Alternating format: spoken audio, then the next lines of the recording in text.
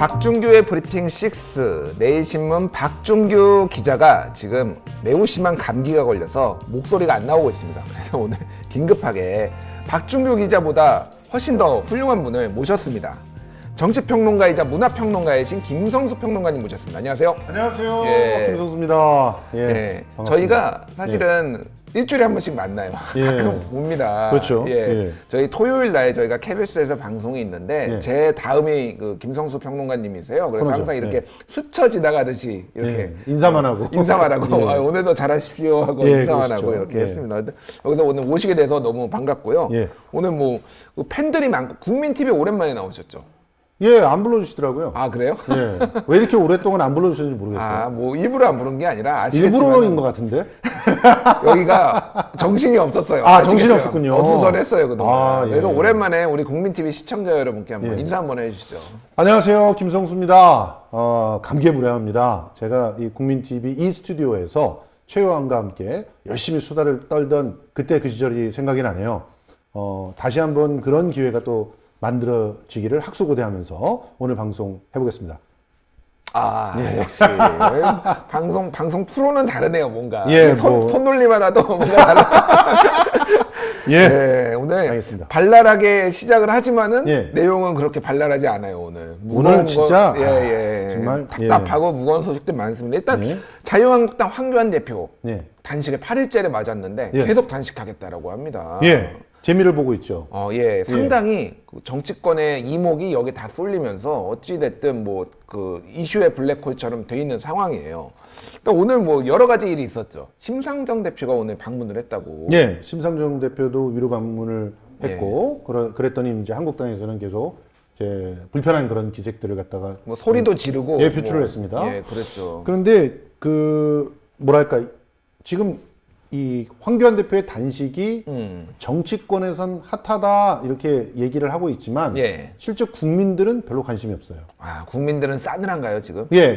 지금 뭐 이미 그 MBC에서 여론조사를 해서 황교안 그 대표의 단식이 부적절하다라고 하는 게 67%가 나왔죠. 67%. 그리고 지금도 역시 그 황교안 대표의 단식에 대해서 기사에 뭐 댓글들이나 이런 것들을 보면은 굉장히 부정적입니다. 그런데 이상하게도 종편과 보수 언론들은 굉장히 중요한 상황이 지금 벌어졌고 이렇게 단식을 하는 중에는 절대로 패스트트랙을 통과하면 안 된다. 그건 정치가 아니다. 그건 야만적인 아니다. 그런 정치다. 이런 식으로 얘기를 하시더라고요. 근데 그거보다 더 야만적인 짓들을 많이 하셨는데 이전에 그 자유한국당이 여당이던 시절에 뭐 날치기도 엄청나게 많이 하셨고 수많은 그 노동자들이 단식을 하고 있는데도 노동악법들 마구 통과시켰잖아요. 그랬죠.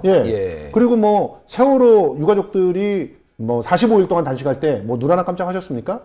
그런 정치는 굉장히 자비롭고 인간적인 정치였고 지금 이제 황교안 대표 그것도 황제 단식 중이잖아요. 절대로 천막을 칠 수 없는 곳에 천막을 치고 천막뿐만 아니라 폴리스 라인이 쭉 이렇게 쳐져 있어요. 그래서 그 폴리스 라인을 뚫고 들어가는 것만도 굉장히 힘듭니다. 그리고 그 앞에 건문을 해요. 누구한테 그 건문할 수 있는 자격을 줬죠? 그런데 그렇게 건문을 해요. 그래서 심지어 그 우리 그 민주 진보 진영의 유튜버들 같은 경우는 안에 들어가지도 못합니다. 취재도 못해요. 취재도 안 되는군요 지금. 그런 황제 단식을 하고 있는 중인데 인해 장막에 쳐져 있는 그런 상황이네요. 그렇습니다. 그런데 그런 단식을 하고 있는 사람의 어떤 호소에는 민감해야 되고 정치를 하려면 그런 단식을 하고 있는 중에는 통과를 시키면 안 된다. 이런 논리를 특히나 보수 언론들에서 이렇게 만들어가지고 제공하고 있는 거 좀 부적절하지 않나. 개인적으로 그런 생각을 갖다 좀 하고 있습니다. 어찌됐든 지금 뭐 황교안 대표가 계속 단식을 하겠다고 얘기를 하고 있고 그러므로 인해서 전국이 지금 꼬여가고 있다라는 뭐 얘기들은 나오고 있는데 이거를 실제로 조금 꼬여가고 있는 거죠. 그렇죠. 그래서 뭐 대통령이 가서 한번 만나야 되는 거 아니냐 뭐 이런 식의 뭐 기사도 나오고 있어요. 어떻게 보세요? 대통령이 가서 한번 이거에 대해서 해법을 마련해야 된다고 보시나요? 아니면은 대통령이 무슨 권한이 있어요? 국회에서 해야 되는 거를 갖다 왜 대통령이 그러면 우리나라는 스스로 상권 분립이 안 된다는 것을 입증하는 거예요. 그렇네요. 우리가 뭐 일본도 아니고 그러니까 독재 국가를 만들라는 건가요? 의회를 그냥 대통령이 가가지고 자 내가 보기에는 이게 부적절한 것 같고 사람이 단식을 하고 있고 그러니 법 통과시키지 맙시다 이렇게 얘기를 해야 되나요? 그런 식으로 하면은 그럼 모든 사람들이 법을 바꿔달라, 법을 이런 법은 만들지 말라, 뭐 이러면서 다 단식을 하겠죠. 그럼 그거 다 들어주나요? 그 야당 대표이니까 들어줘야 된다는 건가요? 이게 말이 안 되는 거거든요, 실제로. 이것을 말이 되는 것처럼 쓰는 언론이 이상해요. 그렇군요. 이렇게 기사를 어떻게 쓸 수 있을까? 화제가 되고 있는 건 사실이고, 예. 나름대로 8일 동안에 위중하다 뭐 이런 얘기까지 나오고 있는 게 그게 사실인지 어쩐지 모르겠지만 그 옆에서 24일째 단식하고 있는 분도 계세요. 국회에서. 국회에서. 예. 예. 그런데 24일째 단식하고 계시는 어느 분이시죠? 지금 24일째. 지금 형제복지원 피해자.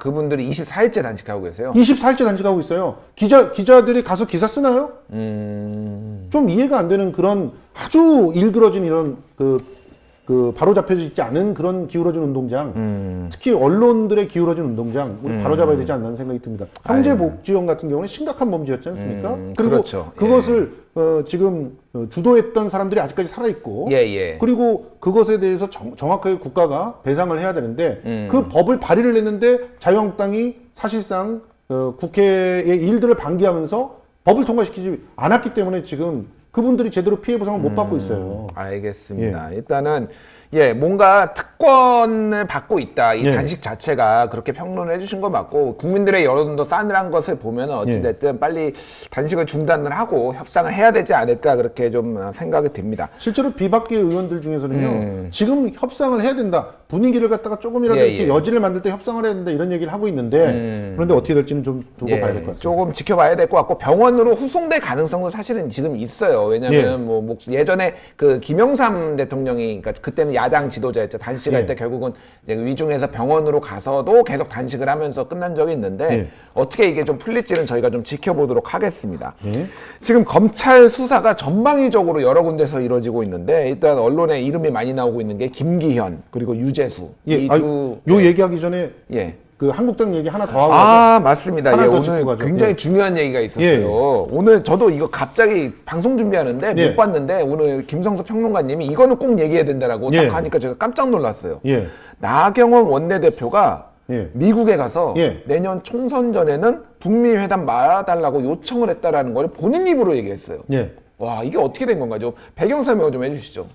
그러니까 오늘 국회에서 자유한국당의 의원총회가 비공개로 열렸습니다. 그런데 이 지난 20일에 미국을 우리나라 원내대표들이 방문을 했죠.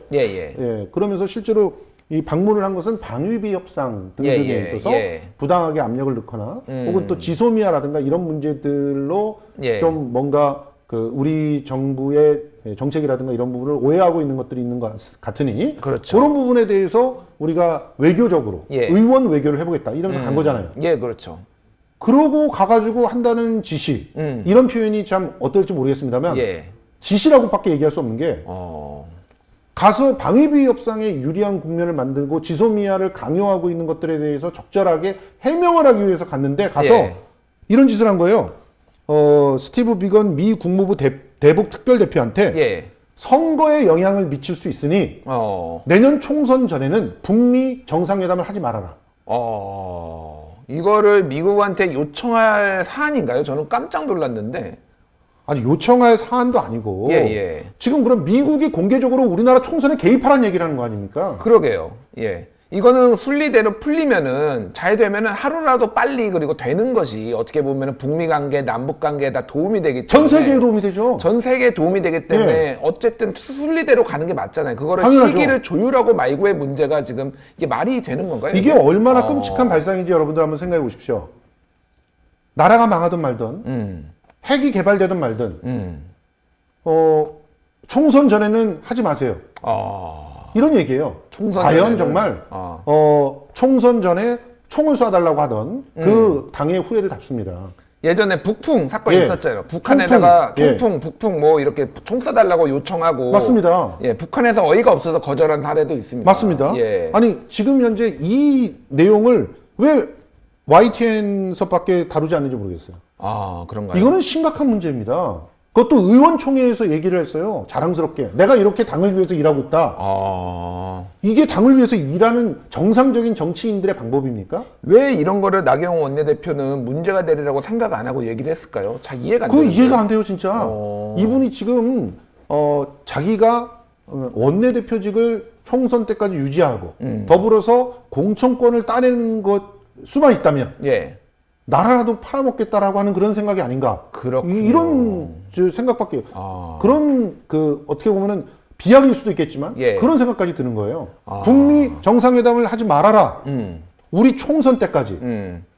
그러면 그 이전에 북미가 정말 잘 돼가지고 뭐 얘기가 급속도로 진전이 되더라도 예. 그거를 갖다가 하지 않음으로써 결과적으로는 국익도 해야 할 수 있고 또 전 세계의 평화와 또 그 안보에 심각한 위해가 될 수 있어도 핵무기를 심지어는 개발할 수 있어도 그걸 하지 말아라라고 하는 이런 주장들 정치인으로서 기본적으로 할 수 없는 그런 주장이 아닌가 생각을 합니다. 아, 그렇군요. 일단 지금 나경원 원내대표가 의원총회에서 이런 얘기를 한 배경에는 아무래도 12월 10일 날 끝나는 본인의 원내대표 그렇죠. 이것을 좀 더 연장하려는, 왜냐하면 원내대표의 임기는 보통 1년인데 예. 선거가 있기 때문에 총선이 있고 새로운 의원단이 이제 내년에 이제 꾸려지면은 다시 뽑아야 되니까 반년짜리를 자기가 남은 반년을 해보고 싶다라는 의지가 강하게 있는 걸로 알려져 있고요. 그런데 그런 의지 때문에 예. 나라가 아니, 그러니까요. 위기에 처할 수 있는 예, 걸 갖다가 미국한테 요청을 한단 말입니까? 그러니까요. 그리고 심지어 예. 비건 대표가 긍정적으로 화답을 했다까지 얘기를 했어요. 아마 그거는 근데 미국에서 긍정적으로 보질 않았을 거예요. 예. 이상한 거, 미친 거 아니야? 뭐 속으로는 그렇게 생각했을 가능성도 있습니다, 사실. 그러니까 비건 대표가 얼마나 당황했을까요? 예. 참 답답합니다. 당황했겠죠. 예. 그래서 나경원 원내대표 같은 경우에는 일반적으로 지금 원내대표가 끝나면은 검찰 수사가 세게 들어올 가능성이 있어요. 김성태 원내대표 같은 경우에도 그렇죠. 예전에 KT 채용 비리가 있었는데 예. 원내대표 시절에는 수사를 못했고 검찰이. 근데 그렇죠. 끝나자마자 세게 들어왔습니다. 그러니까 지금 계속 7차 고발까지 있지 않습니까? 그렇죠. 지금 안진걸 민생경제연구소장을 비롯한 예. 이제 시민사회단체. 그래서 그것을 피해보기 위해서 지금 검찰 수사를 좀 밀어보기 위해서 이렇게 강하게 뭔가를 하다가 지금 약간의 좀 무리수를 둔 게 아닌가, 저는 이렇게 좀 보거든요. 그렇습니다. 알겠습니다. 어쨌든 국익이 최우선이 아닌가. 아무리 본인의 어떤 정치적 입장이 곤란하더라도 그렇죠. 이런 거는 좀 곤란한, 그러니까 해서는 안 되는 일이 아닌가, 그렇게 맞습니다. 생각이 됩니다. 예. 네, 알겠습니다. 다음 일단 저희 댓글을 지금 김성서 평론가님은 응원하는 댓글이 굉장히 많이 있습니다. 검은별님, 예. 김성수님 매부쇼에 왜 안 나오세요? 왜 안 나오세요? 매부쇼가 저를 잘랐기 때문에 그런가요? 못 나가는 거예요. 자, 매부쇼 김성수 평론가 불러주십시오. 예. 그리고 김성수 평론가님 나오니까 NI 니진님이 10,000원 후원, 제시카 제이님이 600N 후원. 예. 이건 일본에 계신 분인가 봐요. 예, 와, 고맙습니다. 저희가 글로벌하게 예. 전 세계에서 보는 국민 TV입니다. 예, 출연료에 반영해 주실 거라고 믿습니다. 예. 예. 자, 아까 전에 하려던 예. 거, 김기현, 유재수 예. 수사가 지금 검찰이 전방위적으로 수사를 하고 있어요, 일단. 예.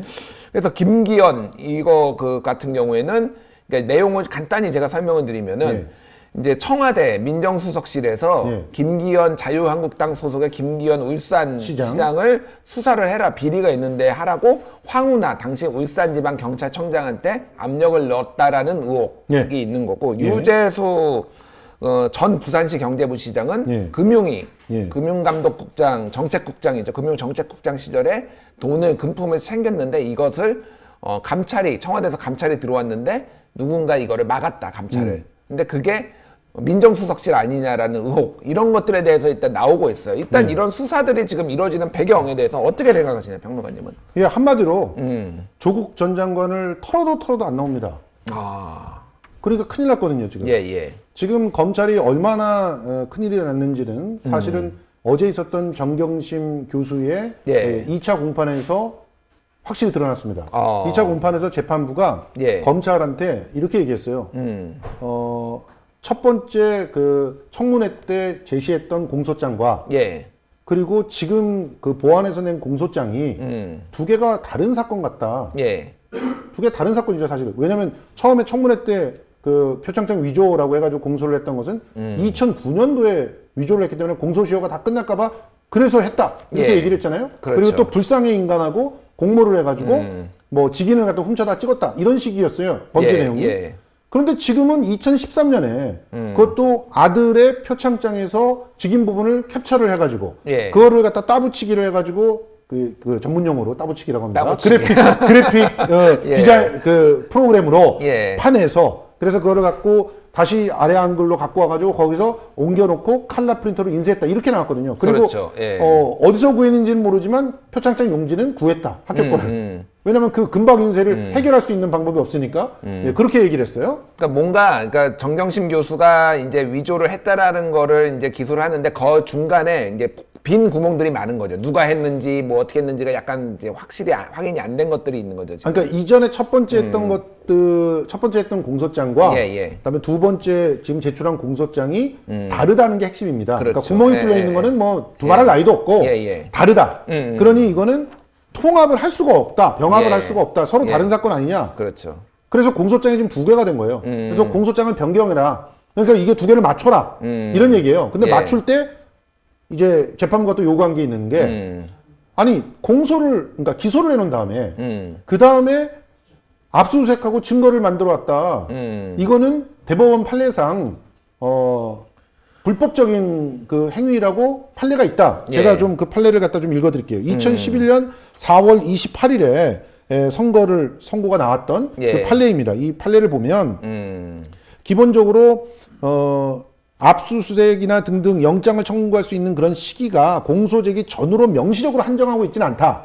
그렇지만 공소가 진행이 된 이후에는 검사와 지금 그 피의자가 대등한 위치에서 서로 다툴 수 있어야 된다. 그래야 방어권이 보장된다는 거죠. 그래서 헌법상 보장된 적법 절차의 원칙과 재판받을 권리, 공판 중심주의, 당사자주의, 직접주의를 지향하는 현행 형소소송법의 소송 구조, 관련 법규의 체계, 또 문안의 형식, 내용 등을 종합해 보면 공소가 제기된 후에는 피고 사건에 관하여 검사로서는 형사소송법 제215조에 의하여 압수수색을 할 수 없다고 봐야 된다. 이런 얘기를 하고 있어요. 이게 판례에 나와 있는 얘기예요. 그러니까 지금 현재 이런 상황에 처해 있어요. 검찰이.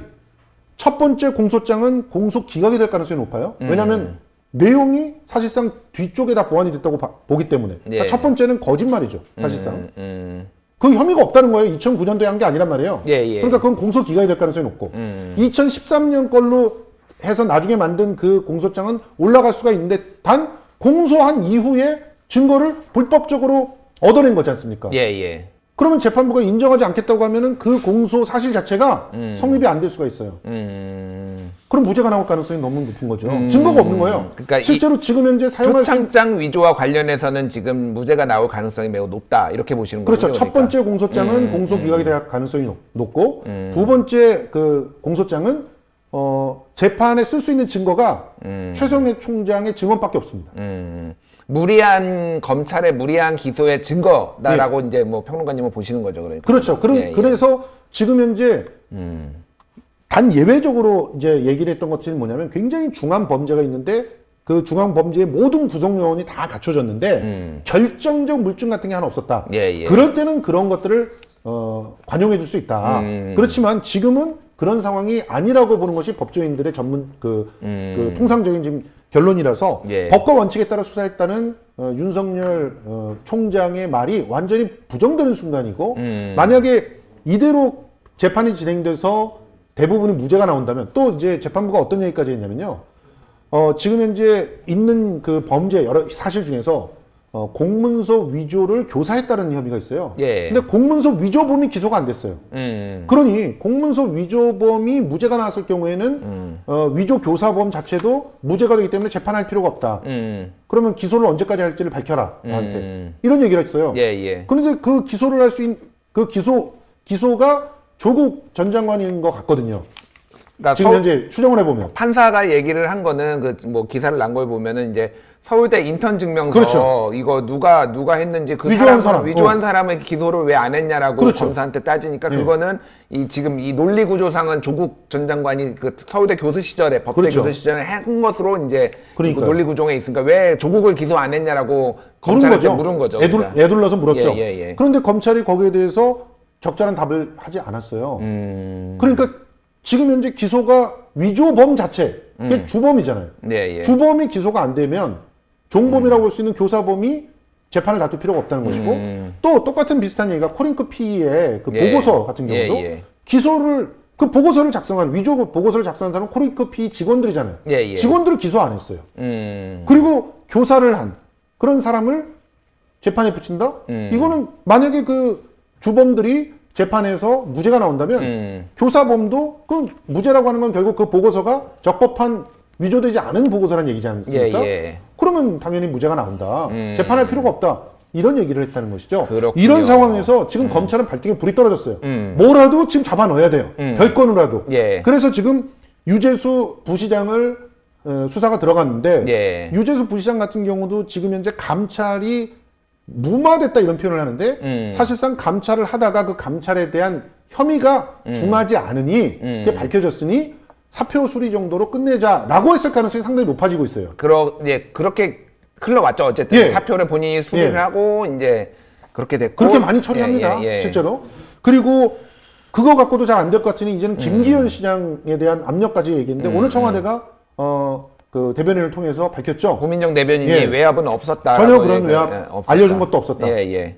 지금 검찰이 어떤 면에서는 몸부림을 치고 있다. 이렇게 그러니까 볼수 있습니다. 평론가님 보시기에는 지금 김기현, 유재수 이 수사가 긴박하게 들어간 것은 조국 전 장관의 그 정경심 교수 및 일가를 이제 기소를 하고 재판이 진행 중인데 이게 제대로 나오지 않고 어떻게 해서든 조국은 만들어내야 되니까 지금 그렇죠. 별건을 다시 지금 세게 지금 들어온 거다. 이렇게 지금 보시는 거죠? 그렇죠. 지금 사실은 이 그 김기현, 유재수 이 두 건이 전부 다 이제 사실상 김태우라고 하는 전 그 청와대 비서관을 통해서 다 나온 고발 내용이에요. 예. 이게 전부 다 수사를 하다가 안 한 거지 않습니까? 예, 이거는 예. 수사할 거리가 안 돼서 안 했을 가능성들이 상당히 높은데 그걸 다시 발동을 하고 있는 거죠. 그러니까 예전에 그 김태우 그 조사관은 예전에 좀 갈등이 있었던 그렇죠. 그분이죠. 그래서 그분이 예. 저 비리 혐의자잖아요. 본인이 비리 본인이 혐의자고 혐의자잖아요. 뭐 어찌됐든 이제 예. 갈등이 있어서 이제 뭐 폭로를 했던 그 예. 조사관의 입에서 이제 나온 것이고요. 맞습니다. 어쨌든. 그리고 예. 사실은 지금 현재 문제가 되는 과정 중에 또 박근혜 전 대통령의 예. 그 친척이 이제 그 관여하고 있는 그런 모 금융회사 얘기도 같이 나와야 되는데 그 회사 얘기는 또 기사나 이런 데서 다 빠져 있어요. 그러면 이건 또 뭔가? 그러니까 결과적으로 지금 이 김기현, 유재수와 관련된 수사들은 다분히 이 검찰의 어떤 정치적인 어떤 목적에 의해서 진행되고 있다는 의혹을 사기에 충분한 상황이다. 예를 들어서 예. 그 코링크 펀드에서 유모 대표를 예. 수사하지 않은 것과 비슷한 상황이 이 유재수 건에서도 나오고 있다. 그러면 그 문제에 대해서 충분히 검찰은 대답을 해야 된다. 이렇게 보고 있습니다. 알겠습니다. 예. 어쨌든 이 상황은 지금 계속 지금 수사가 진행되고 있고 앞으로도 계속 기사가 나올 것 같아요. 저희가 이 사안에 대해서는 앞으로도 좀 자세히 더 짚어보도록 하겠습니다. 오늘 바쁘신데 이렇게 나와주셔서 또 열변을 토해 주셔서 너무 감사드리고 저희 가끔 모시면은 또 시간 바쁘시면 가끔 나와주실 거죠? 그럼요. 뭐 예. 김준일 기자님이 오라고 하면 언제든지. 왜 그러십니까? 예, 지금 팬분들이 워낙 많이 지금 감사합니다. 칭찬을 예. 남기고 계십니다. 고맙습니다. 예. 예. 그래서 오늘 바쁘신데 나와주신 김성수 평론가님 감사합니다. 고맙습니다. 예.